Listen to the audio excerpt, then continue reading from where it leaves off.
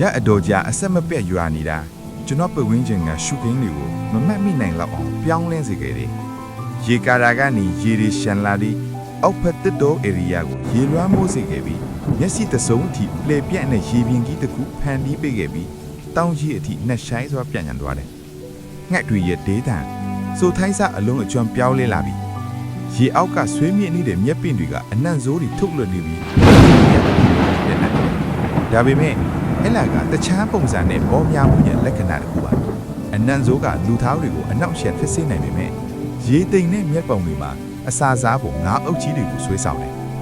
ဦးလေးချွန်နဲ့ကျွန်တော်လည်းရေကာရာအောက်ဘက်ကတစ်တော်ထဲမှာငါးများကိုစခန်းချခဲ့ကြတယ်ကျွန်တော်တို့ရဲ့စခန်းကဇင်းခန်းစခန်းမဟုတ်ပါဘူးနှင်းဆက်တွေနဲ့မိုးဖွဲဖွဲချတာကိုကာကွယ်ဖို့တာလပတ်တစ်ခုပဲရှိတယ်အရေးကြီးဆုံးကကျွန်တော်တို့ရဲ့ယာယီတဲပါပဲငါးချောက်လှုပ်ဖို့နဲ့မြို့ထဲမှာဈေးဖို့ကောင်းအောင်ရောင်းဖို့ငါးကိုမိကူးငွေနဲ့ချက်ဖို့လိုအပ်ပါတယ်ဒီရေကြီးရာဒီမှာကျွန်တော်တို့တယောက်တည်းမဟုတ်ပါဘူးတခြားရွာတွေကရွာသားတွေလည်းတောထဲမှာငါးများဖို့စခန်းချလာကြတယ်ညအမောင်ထဲမှာတောင်ဆောင်ကိုကြီးလိုက်ရင်မီးရောင်လေးတွေတလက်လက်တောက်ပနေတာကိုမြင်နိုင်တယ်အဲ့ဒါကငါးတွေကိုရှူးဆိုင်ပြီးမိုးလေးနဲ့အထိမီးမွှေးဖို့တညာလုံးထွန်းထားတဲ့မီးပုံကနေလာတဲ့မီးရောင်လဲချိုင်းအဲ့ဒါကိုကြည့်ပါအောင်သူ့တို့လိုပဲဒီလူတွေကအရန်စူးစမ်းကြတယ်တညာလုံးပိုက်ကွန်တွေထောင်နေကြတယ်အိတ်လံမအိတ်ကြဘူးသူတို့ကအရန်စူးစမ်းကြတော့ပြန်လာတဲ့လမ်းမှာငါးချောက်အိတ်တွေပြည့်နေလိမ့်မယ်လို့ထင်တယ်ဒီမနက်ကျွန်တော်သူတို့စခန်းကိုသွားတော့ငါးချင်းနဲ့ငါးခင်းတွေအများကြီးလုံနေတာကိုတွေ့လိုက်ရတယ်ဒီရေကြီးမှုကသူတို့ကိုကြီးမားတဲ့ကံကောင်းခြင်းတွေယူဆောင်လာပြီးမဲ့ပုံပဲဒီကန်ဆိုးတဲ့လူတွေမှာကံကောင်းခြင်းတစ်မျိုးမျိုးရှိတဲ့ချိုင်းအဲ့ဒါကြောင့်သူတို့ကမေတော်နဲ့သမီးတစေကိုတိတ်မကြောက်ဘူးညင်းနဲ့မှာဒီလောက်နှက်တဲ့ရေထဲမှာဘလို့ငါးများရဲ့တာမဲဖန်တစေတော့ဘူးဘလို့ထူးဆန်းတဲ့နမဲလဲကျွန်တော်တခါမှမကြားဘူးဘလို့တစေမျိုးလေမဲဖန်ဆိုတဲ့နမဲအဘိုးချွန်ရဲ့နှုတ်ခမ်းကနေထွက်သွားတာနဲ့မိဘုံဘေးပတ်ဝန်းကျင်ကလေတို့ကချက်ချင်းမအေးဆက်သွားတယ်ငယ်တုန်းကကျွန်တော်ရဲ့ဆက်စုချင်းစိတ်ကနှိုးဆော်ပြီးဟဲ့ဘာလို့လဲဆိုတော့ဒီလိုတောနတ်ကြီးထဲမှာပုံမြင်တွေမှာအမှန်တရားတွေပါဝင်လိမ့်ရှိတယ်။ညတန်းကောင်မှာမားများဟိုလှီလော်တဲ့ယုံကြားတွေအကြောင်းရှေးဟောင်းတနာကြီးတချို့ပါ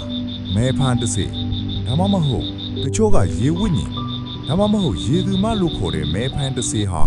အလွန်လှပတဲ့အမျိုးသမီးတစ်ယောက်ထိပြောင်းလဲသွားပြီးရေထဲမှာပေါ်လောမျောနေအကူကြီးတောင်းတယ်လို့ဆိုကြတယ်။ငါတဲ့လူငယ်တစ်ယောက်ကသူ့ကိုတနာတဲ့အခါဒါမှမဟုတ်သူမရဲ့အလှပကြောင့်မက်ဆီကွဲပြီးသူ့ကိုကူညီဖို့မျှော်လင့်ချက်နဲ့လေကိုချင်းကပ်လာတဲ့အခါလေဟာဘလက်ပဲအားကောင်းနေပါလေရုပ်တရက်ရေပြိုစိတ်နေသလိုနှင်းမြုပ်သွားလိမ့်မယ်ပြီးရင်မဲဖန်တစီကလူမဲကိုသူမရဲ့ရေအောင်နိုင်ငံတော်စီဆွဲခေါ်သွားလိမ့်မယ်ဒါပေမဲ့မဲဖန်တစီရဲ့ဒနာကြီးကတေရှိတရားအကြောင်းပဲမဟုတ်ပါဘူးအလားတကူအံပွဲကောင်းတဲ့နောက်ထပ်အချက်တစ်ခုလည်းရှိပါသေးတယ်ဒငါတဲ့တယောက်ဟာမခေါင်းဆိုးပါအမျိုးသမီးဝိညာဉ်တကောင်ရဲ့မျက်စိကိုဖမ်းစားနိုင်လောက်အောင်ချောမောလှပရင်သူမကသူ့ကိုချက်ချင်းမတတ်ပါဘူး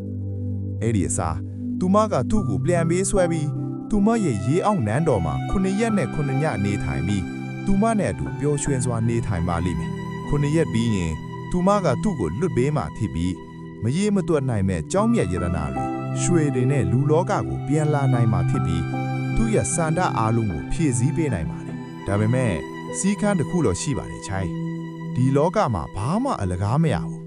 အမျိုးသားဟာအရင်ကလိုပဲသူမကိုကျေနပ်စေဖို့လားပြညာတိုင်းသူမစီပြန်လာမယ်လို့ကြင်ဆိုရပါမယ်တယောက်ယောက်ကသူတို့ရဲ့ဂတိကိုချိုးပေါက်ရင်ဒါမှမဟုတ်ပြန်မလာဘူးဆိုရင်သူမကသူတို့ကိုလိုက်ရှာမယ်ဒါမှမဟုတ်သူတို့ရဲ့ဝိညာဉ်ကိုသူမနဲ့အတူထာဝရရှိနေအောင်လူယူသွားလိမ့်မယ်ပြီးတော့အညိုအတေးကြီးတဲ့အမျိုးသမီးဝိညာဉ်တစ်ခုကရွာတစ်ခုကနေချစ်သူတယောက်ကိုပြန်ပြီးဆွဲတဲ့တကယ်ဇက်လန်တွေရှိခဲ့ဘူးလားရှိကိုရှိရမယ်ချိုင်းမဟုတ်ရင်ဒီဇက်လန်တွေကိုမျိုးဆက်တစ်ခုပြီးတစ်ခုကျွန်တော်နားတဲ့ဘီလူလက်ဆင့်ကမ်းပေးပါလေသူမရဲ့ရေအောက်နားလော့ကနေအသက်ရှင်ကြံခဲ့တဲ့တငါးတဲ့တယောက်ရှိခဲ့ဘူးလေသူနဲ့ပိုင်ဆိုင်မှုအားလုံးကကျွယ်ဝချမ်းသာပေမဲ့အိမ်မှာရှိတဲ့သူ့ဇနီးနဲ့ကလေးတွေအကြောင်းနဲ့သူ့ရင်ထဲမှာကြောက်ရွံ့မှုတွေတွေးလိုက်တဲ့အခါအဲ့ဒီလူဟာအမျိုးသမီးတရေမဲဖန်ကိုကျိန်ဆိုထားပေမဲ့ဂတိဖြစ်ဖို့ဆုံးဖြတ်လိုက်တယ်ဂတိဖြစ်ခြင်းရဲ့အကျိုးဆက်တွေကကြောက်စရာကောင်းလွန်းတယ်လာပညာပြီးတညမနဲ့အစောပိုင်းမှာရွာသားတွေကလူငယ်လေးကိုသူ့အိယာထဲမှာမလုံမရှက်နဲ့တေဆုံးနေတာကိုတွေ့လိုက်ရတယ်ဒါမှမဟုတ်ရွာသားတွေက အေးပျော်နေရင်ရုတ်တရက်တေဆုံးခြင်းလို့ခေါ်ကြတယ်ဒါပေမဲ့လူတိုင်းအတွက်ထူးဆန်းပြီးကြောက်စရာကောင်းတာကဆက်လေကားအောက်ခြေကနေတေနေတဲ့သူလဲရောက်နေတဲ့ခေါင်းအုံးအထိစိုးစွတ်နေတဲ့လမ်းကြောင်းတစ်ခုပါပဲမိနစ်အနည်းငယ်အလိုကတယောက်ယောက်ကစိုးစွတ်ပူပြင်းတဲ့ခန္ဓာကိုယ်တစ်ခုကိုအိမ်ထဲကိုဆွဲခေါ်သွားသလိုပါပဲလူငယ်ရဲ့ဝိညာဉ်ကိုယူသွားတဲ့အမျိုးသမီးတရေဇလန်းနဲ့တထက်တဲကြတယ်မဟုတ်လားဦးလေးချွန်ဒါပေမဲ့ဒီတစ်ခုကရေထဲမှာနေတဲ့အမျိုးသမီးတရေပါစကားမစက်ဦးလေးချွန်တကယ်မဲဖန်တရေကိုမြင်ဘူးလားကျွန်တော်မြင်ဘူးတာပေါ့ညဘက်ငားများတဲ့သူတွေဟာတရေအမျိုးအစားအားလုံးကိုမြင်တွေ့ရနိုင်ကြီးများပါတယ်ကျွန်တော်ငယ်ငယ်တုန်းကရေကြီးရေရှမ်းမှုတွေဖြစ်နေချိန်မှာတောကလူတယောက်လုံးငားများထွက်လေရှိပါတယ်တခါတုန်းကတောတွေကရေအိုင်ထဲမှာတယောက်သေးငားများသွားရင်ပေါ်ဆမှုတစ်ခုခံစားခဲ့ရပါတယ်တခါတငါတဲ့တွေဝိုင်းအောင်နေတယ်လို့ထင်ခဲ့မိလို့ဘာကိုကြောက်နေမှန်းမစင်စားမိခဲ့ပါဘူးရေကဒူးကောင်းလောက်ပဲနဲ့တယ်မနက်ခင်းအတွက်ငားမောင်းလို့ဖို့ငားသေးသေးလေးတွေဖမ်းဖို့ပိုက်ကွန်ရှည်ကြီးချဖို့ရည်ရွယ်ထားပါတယ်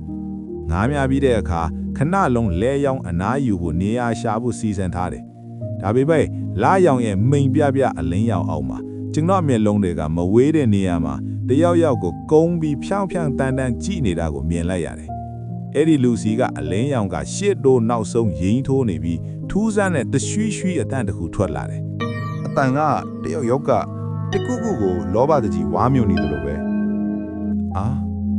ဘာကိုတိတ်တိတ်လေးစားနေတာလဲကိုအဲ့ဒီလူကကျွန်တော်ဘက်ကိုဖြည်းဖြည်းချင်းလဲလာတယ်ကျွန်တော်မြင်လိုက်ရတာကကြောက်စရာကောင်းတဲ့အဖူးကြီးတစ်ယောက်ပဲချက်ဖလို့ရှည်လျားတဲ့တွားဆွဲတွေနဲ့နက်နက်ရှိုင်းရှိုင်းရဲရဲနေနေတဲ့မျက်လုံးတွေသူ့မျက်နှာမှာစေးကကတ်တွေးဆွမ်းနေတဲ့ချွဲတွေနဲ့ဖုံလွှမ်းနေတယ်သူ့လက်ထဲမှာငါးချင်းငါးကြီးတစ်ကောင်ကိုစုပ်ကင်ထားတယ်ငါလားကြိုက်စားခြင်းလားဟီဟီရိုင်းလိုက်တာလားဒီဖူးကြီးကသေးရေးလားဟုတ်တယ်ဘသူ့ကိုမှမပြောနဲ့မဟုတ်ရင်ငါမင်းကိုတတ်ပြမယ်ကျွန်တော်အသက်လူပြီးထွက်ပြေးခဲ့တယ်မြက်ပင်ရှည်တွေကြားထဲကနေပြေးထွက်ပြီးခြုံပုတ်တစ်ခုကိုခလုတ်တိုက်ပြီးလဲကျသွားတဲ့အထိမောပန်းနွမ်းနေခဲ့တယ်အဲ့ဒီမှာလဲနေတော့ကောင်းငင်ကိုမောက်ကြည့်လိုက်တော့ထပ်ပြီးအံ့အားသင့်သွားတယ်